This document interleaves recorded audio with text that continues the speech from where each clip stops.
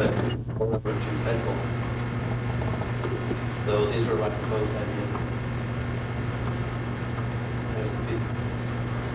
But the funny thing is that this is Tosca, written by Puccini, who's a 20th century composer, and the garb is Mozart. And I think my dad pointed that out when I told the creative director at CBS. She went bananas, didn't know what to do. Everything was in production. So we came up with the idea that Scarpia, he's the evil policeman at the opera Tosca, is erasing the aria by, I can't remember. But she's singing about love and art and everything. And, he wants to seduce her and so forth. So he's actually erasing her love lines, and we came up with this big scenario, and we weren't happy about that.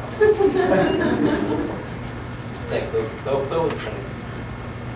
Then this is another next job I did. This is called Mozart Goes to a Party. And, this is a great CD if you have a dinner party, because it's all the classic Mozart down in the words, and everybody knows the tunes, and it's very light. It's a good background song. But I was thrilled at the chance to do sort of a Boucher painting or 18th century painting. And this was a composition that we liked.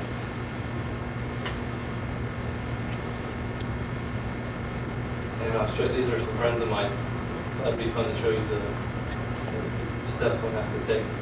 So everybody came over and powdered our faces and our hair, a few sheets and bathrobes trying to look like what's our time. And the big Duke piano. Then I read an Amadeus. Took pictures from the TV.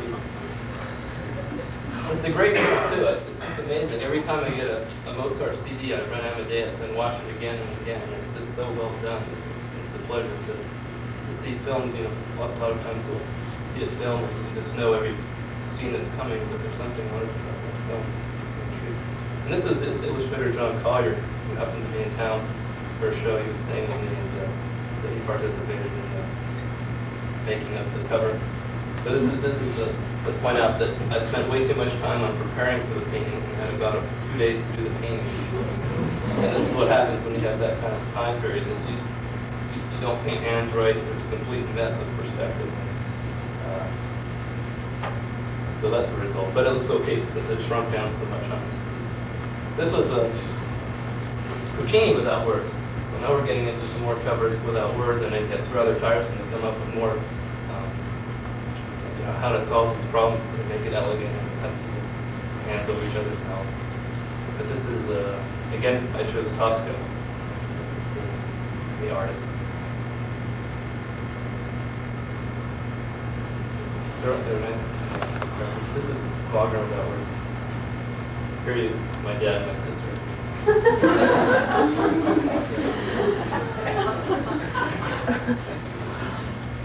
Oh, and these last 2 paintings I did in a week, flying back home to Kansas. It was my time off. I've been planning to go forever, and I got these jobs, and I couldn't turn them down. Such fun jobs to do.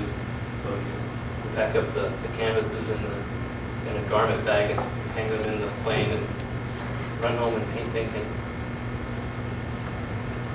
And this is Carmen without words, and I thought I'd show you my sketch ideas.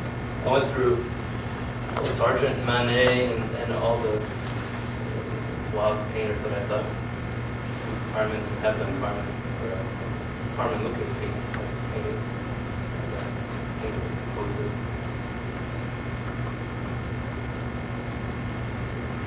I dressed my girlfriend up, and the Japanese fan bought this glow-in-the-dark rose.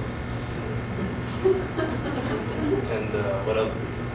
Those were bright pink earrings. And when you take black and white, you don't know. It's great. And then did that.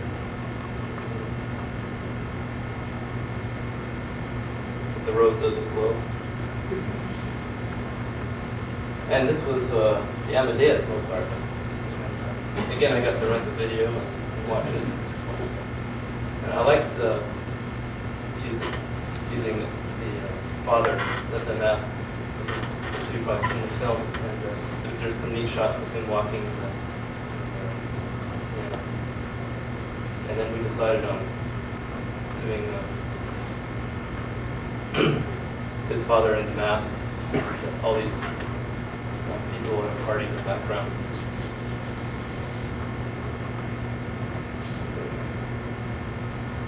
But I did, the mask was so scary with this scary face and so corny looking with a happy face. I did his right side happy and his left side sad, or mad or scary, so that people would not be afraid to buy this.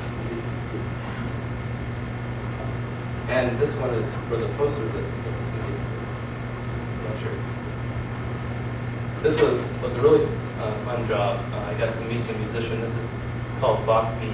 It's all Bach music played on percussion. What he does is he records all of his instruments on digital tape and then mixes it all together. Candidly, I'm not thrilled with it as a musical. I mean, it's okay. It's his livelihood. But he's a great guy. Catching with Johnny Carson occasionally, Saturday Night Live. And what we did is we got all of his instruments out, and I took some pictures, cut them all up, painted Bach on his face. And then I did a sketch, to show the record company. They liked it. Then I went back, took more pictures, and did another drawing, and then I scaled up my drawing. This is a Xerox of it in process, which I happened to find. I gave this to the art director to see, so he could see where to put the type. So this is an example of how I do a watercolor painting, and then I go in and go over it with pastels. And he has this dog called Gretchen. It's a big bulldog.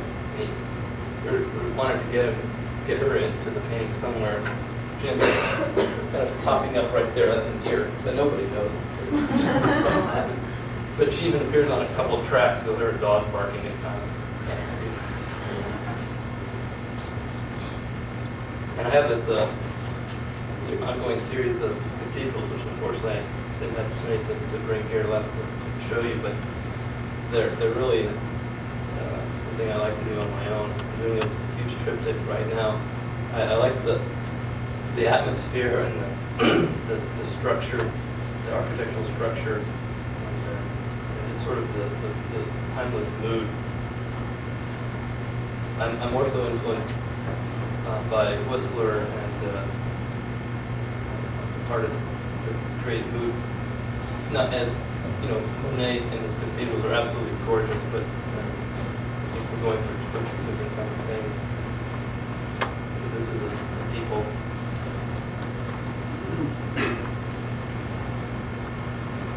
Then I do a lot of pastels on this torn paper. It's a wonderful French paper that I don't know if they're making anymore, Moulin de Fleur. And I like to do very simple, subtle imagery on that and keep the edges. It seems to be a nice compliment to a much more simple image. And some more.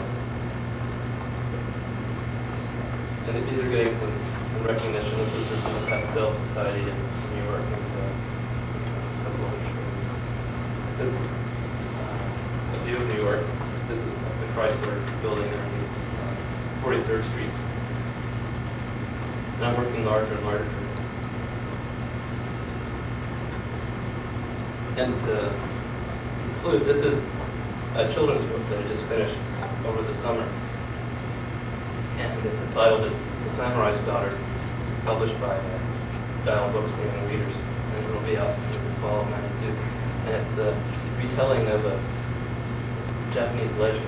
I'm not quite sure the century, but it's a nice life story, predictable, of a young Japanese girl raised by her father who was a samurai. And I'll explain a little bit as it goes along. This is the title page. She rides horses. I had the opportunity to go to Japan over the summer, and I was just amazed by the greens and the quality of the mountains. And when you get out of the city, when it rains, the mist that comes down hides behind it. the mountain area and so forth, but I definitely wanted to include some of that. And this is the first page. This is her father, and she plays the viola, guitar-like instrument.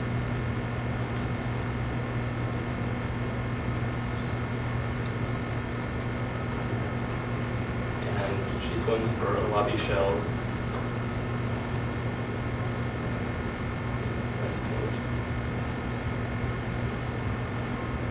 And this is the scene where her father's taken away by this evil regent, which is the soldiers taking him away.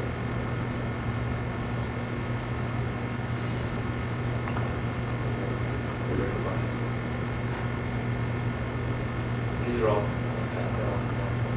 Then when she gets older, she decides she's going to go on a journey to bring him back. And an old woman gives her a cricket cage for good luck in her journeys. And she's off. She encounters bandits up in the woods. And here again, I've incorporated some of my impressions from Japan. And then she sails across a bit of sea. And this reflection on the water is the foreshadow of the sea serpent battle. And then she encounters these ghosts, sailors. And she braves it out, makes it through them. And she arrives on this island where her father supposedly is. And then in the background there's a priest and a young girl, and he's about to throw her into the water to sacrifice her to the sea serpent. She, being a brave samurai daughter, takes her place and dives in and swims down, looking for the serpent. And here's a statue of the evil regent that she later carries out in the water, and everything gets a lot better.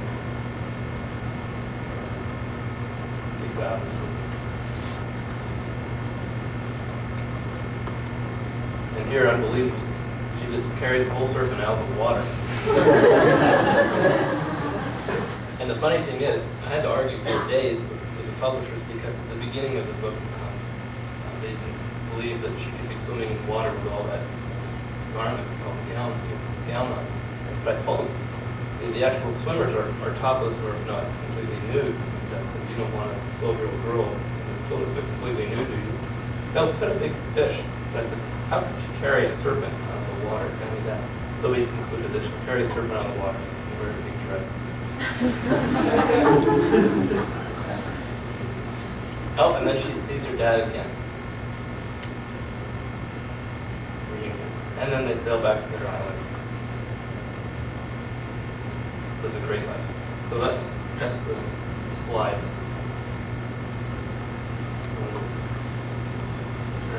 Turn everybody into darkness there. And if you have any questions, you want to have. Seems to be looking large. How much large and what is large? I know it's small. Yeah. Well, as big as we can get paper now. I found maybe like 5-foot sheets. Ultimately, canvas-wise, I'll have to go much larger. I've applied to personal grants, and my idea for my grant topic is to do a big series on the New York City subway system. I've always loved the shapes, the textures, the lines. You have these marvelous tiles and rust, and these pipes that go down and they drip. The subtle colors are just gorgeous. And I think if you take it out of context, they need to be rather large-scale pieces to create an environment.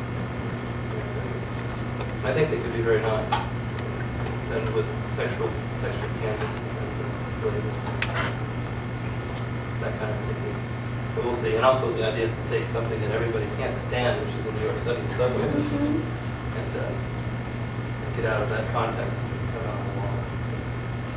That's the direction I'm going, which is not useful in a commercial way, but at the same time, I'm reading over some more children's book manuscripts, thinking about it.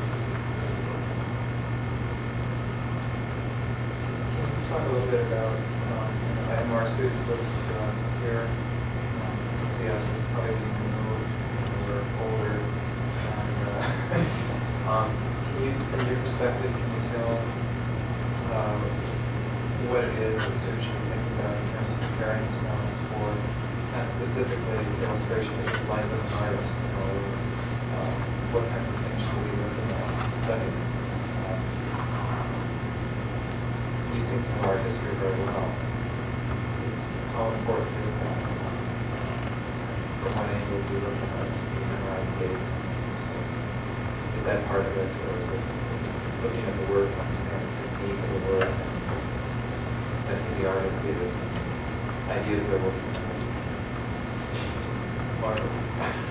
Well, I always have had a hard time with dates and names, but if you see a painting and it moves you in some way, or remember why. And, I particularly like pieces of paintings, great paintings, and sometimes the compositions are gorgeous.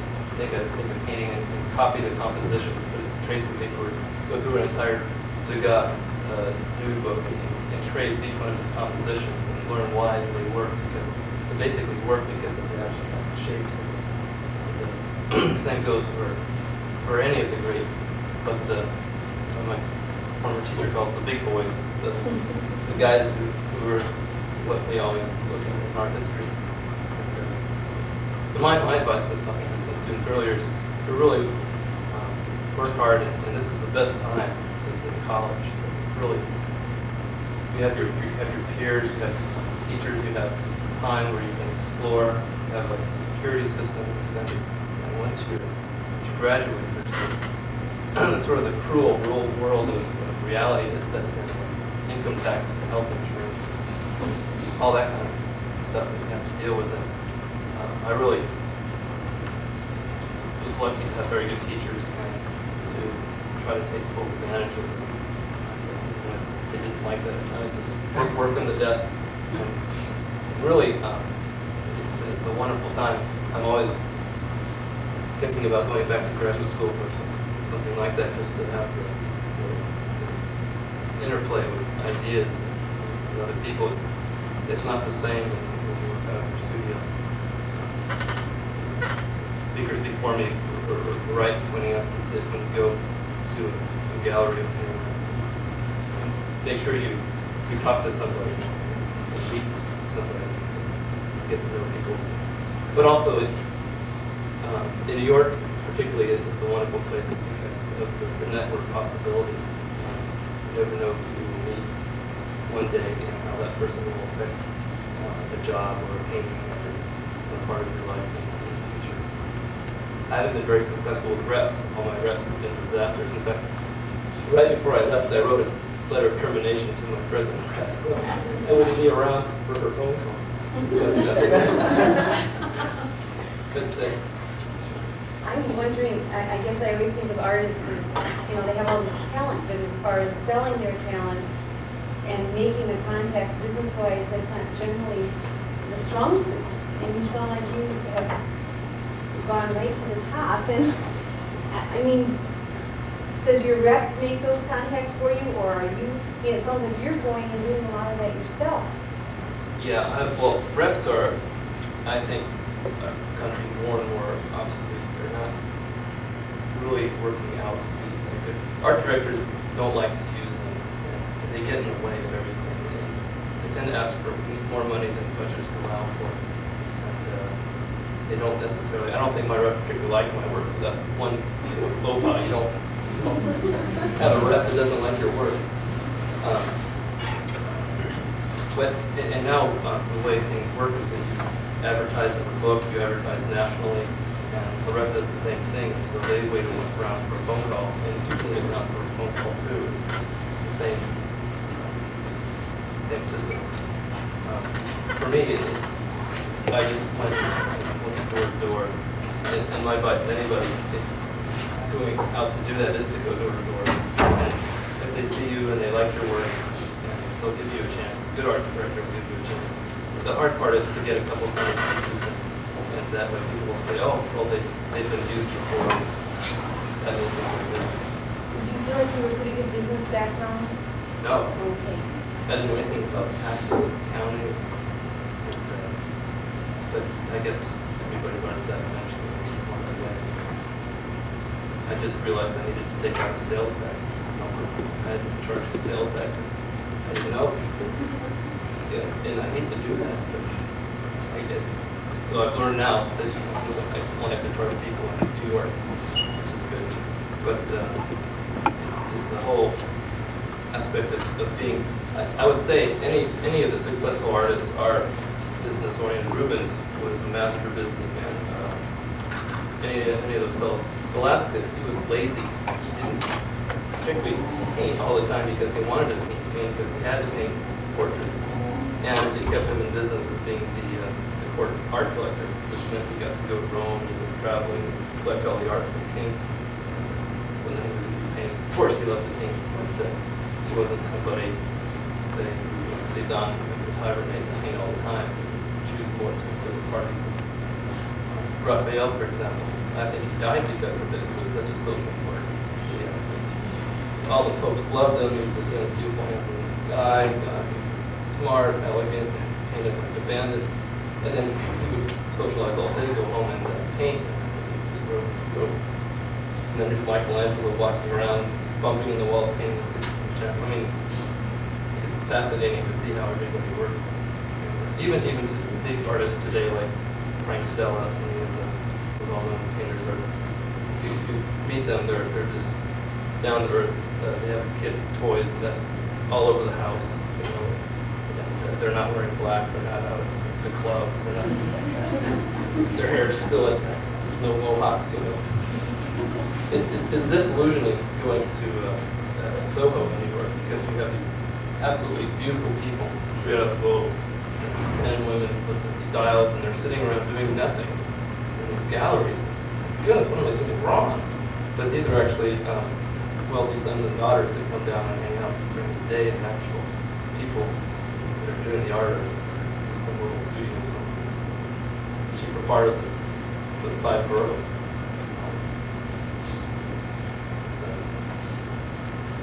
I want to ask you, where is the biggest work for an illustrator today? Like, is it children's books? And where have you found the most work? And also, what is the most popular medium or the medium that most people like to see? Is there one? There really isn't one. Well, one coming has been used a lot right now is scratchboard, which is a technique covering a white piece of paper with ink and trying to make it look like a blue block. But there's no particular style in which it works well. Very tight photorealistic work always works well for advertising or for the Hollywood romances. Or airbrush is always good for cheesy advertising. I mean, but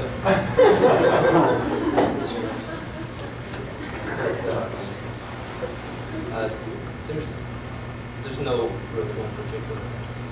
What was the other question? The work. What is the most work in like children's books? The children's books is a very big market these days. It seems everybody gets into it. They're not lucrative at all at first, but you can do very well, as Chris Van Allsburg has done with his books. What is it called? The Midnight Express. Polar Express. Very different subject. Can you imagine that for children? Mom, read that passage again. But he did fabulously well with that book. In fact, unbelievably well. And I think they've been seeing the success he did with that. But it's a big market, and they're very good about taking on new illustrators and artists. A friend of mine from the University of Kansas graduated and got a book. He's doing about 4 or 5 books now. He's very talented. And he's writing his own. If you have ideas, write them, do a couple pieces, send it to them. Find a list of book publishers, and they don't, I think, care if you're a big celebrity artist or have done work in the field before. If you're able to do a nice painting or a series that's interesting, and they'll print the book. It's not a bad way to get started. Particularly if you're not in the city and you have some time, your rent isn't high, you have a little bit of extra income coming area to have, it's sort of a luxury to do. But once you're established, for example, like Chris Van Allsburg, you can survive solely on children. But it is a good plan. With your cover portraits, I was wondering how much time it takes you to do one of those, and do you paint them to scale or enlarge them? Or Yeah, the times generally, they give you a call on Wednesday night, and you can go in and you just have to do it, of course, out of the but then you have to go home and bring it back on Friday morning, so it's about a day and a half. But the funny thing about that, there's a great illustrator who passed away recently, Richard Hess. You've probably seen a number of his teeth are looking like, what is this creep? And the funny thing about New York City is that if you don't look like a Wall Street person, or if you're not sort of homeless looking, they don't know what to do with you because you sort of fall in this vague category. And I thought to myself, well, I just did a time cover. And do you paint those to scale? Oh, they're not a little bit larger than scale. They don't like you to go much bigger than about whatever size this is because of their scanner. But I'd actually like to paint it larger, but there's some restrictions. Do you prefer flexible surface? Yeah. A lot of, that's a good point, a lot of the pastel works are reproduced from transparencies. For example, the whole children's book, it's now in Hong Kong, and where it's being printed. And originally they were going to put them on the drum rollers and have them reproduced that way, but there's been such tragedies with pieces flying off, ripping in half, and ended up doing transparencies. Just fine with me. There's more, a little more pastel where I put it at the end of the book. It's a little dangerous, but they do like flexible surfaces.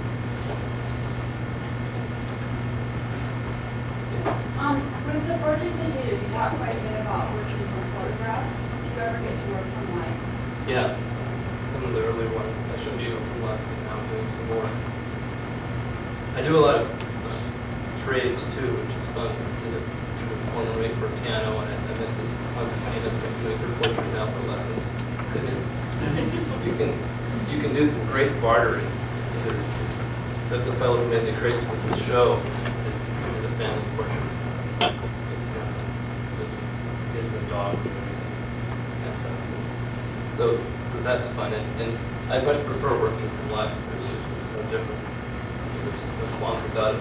Photography is an absolute necessity to illustration. It's not for.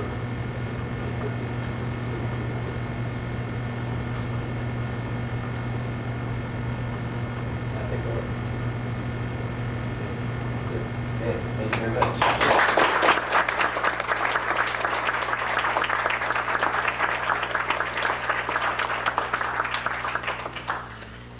That's it all up. And this is the ballet poster. I think they did a nice job on the printing. Type design is okay. It's missing the finish on the end. It's been very nice to have a gloss. Then you can compare it to the aesthetic.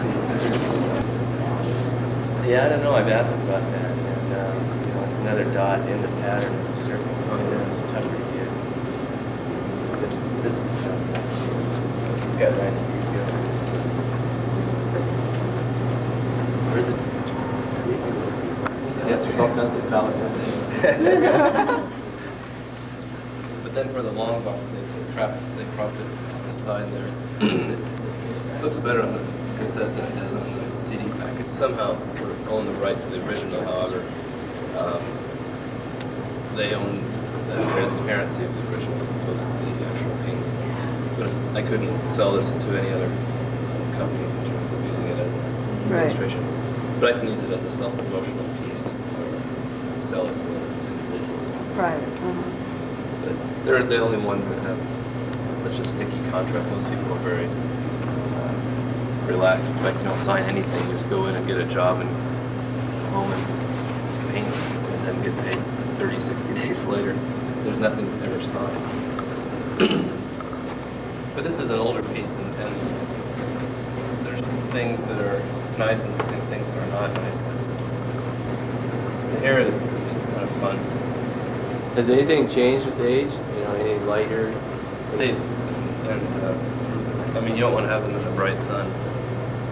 But oil, you never know if you're glazing and underpaintings and whatnot will come through. There's always a little more chance of that.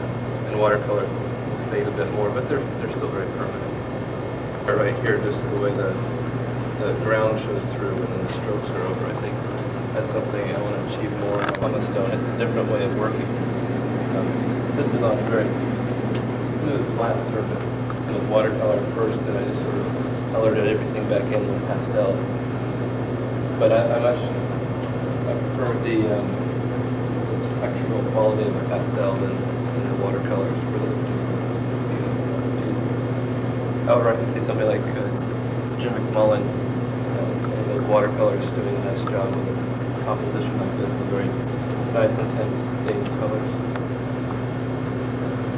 They give you an idea as to what they wanted, how they wanted you to put together, or they just said, They okay, said, this is it. and it's a natural or neutral pH balanced paper, and it's acid free, and they come 60 inches big by 25, 26 inches wide. And some nice colors like the craft paper you get when you wrap packages, that kind of brown, then they have light grays. And one side is smooth and one side is a little bit textural. And they're nice for pastels. And this one too is on the stone mixture, and so you will have a colored ground as you apply it on, or you can just apply the mixture and then go back and paint whatever color you want. And for pastels, you can go much more opaque than say for ground for oil. Ground for oil will paint a little bit transparent, a little bit white on the I don't remember what color that was. And the tar and the lighter values. Oh, and I guess this one too. Look, I think there's too much of the tooth that shines through. Although at times it looks nice, that's nice in there.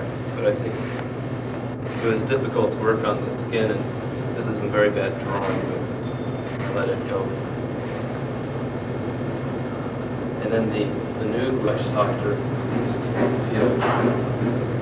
And it goes. They have a wonderful variety of rich, it's lighter, deeper,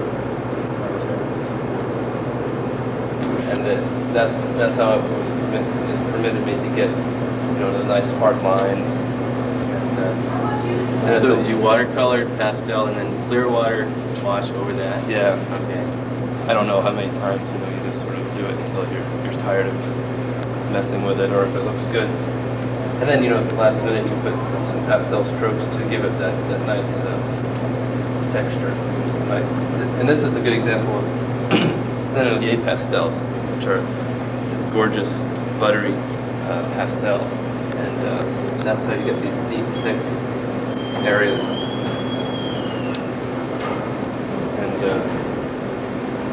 And here, this is pretty much the watercolor underpainting. It's not much going on. I don't know if my perspective accuracy is all that successful, but it's kind of fun. I like the skin on the two over there, where you get a very pearl-like glaze at times. It's kind of transparent. Pastel is not a transparent medium, and the watercolor permits you to take advantage of the transparency of watercolor and sort of pack areas down. And here there's not a whole lot of pastel, it's just my pencil drawing and then a little bit of the indication of the face, and then I lightly put some pastel over it. It's been a while, so I sort of forget what I do. And the other ballet was the papers buckled. I wet it so many times. For example, brought to Time magazine to try to get some work. When I got to New York to try to get work again from the magazines to show I do likeness, and I was going for a gestural look. I would sketch it in with pen and ink and then do watercolor on top. Then this was that Forbes job. This was a later job for Forbes, which was pastel and watercolor, and then this is a Time magazine job. Thomas Berger. And this was a job for CBS. That would have been really nice. It was to be 12 ads on. This is Isaac Stern, violin player, doing composers and musicians, and it would be in black and white. The advertising masterwork series, but the project fell through. And these are just did a lot of black and white little portraits for a sales and marketing magazine. So these are people out in the field that write a letter, and they're published and get their portraits painted. And this I was diddling on an envelope, but I like the stamps shining through. In terms of paper, I don't know what they're on. They're, a variety of things. They're not particularly watercolor paper. Although this is on, what is this? Strathmore bond of some sort. It's been a long time since I bought the paper, but it's very nice. People like Bert Silverman, I don't know if you're familiar with his work. A lot of watercolors use it because it's very workable, and you can work the surface down, and you get very nice effects, and it gets nice hard edges, and it doesn't buckle as much. It will if you just really put a lot of water and work it to death, but it's a nice surface to work on. Do you change your signature? Yeah. Some of them are. Yeah, I started off being very clear, and now I hate to sign with it. Sort of, I don't know, but I do this sort of a deal. It's not good for promotion because people won't know who I am. I always pack them in film cord, and then I get on the subway, and I sort of just forget that I actually have artwork, because if I get banged around or bums come through and jostle everybody around, oh well, it's part of what happens. But I'll generally rest them on my foot so the rocking of the subway will jostle the pastels off of them. But I'm not as proud here.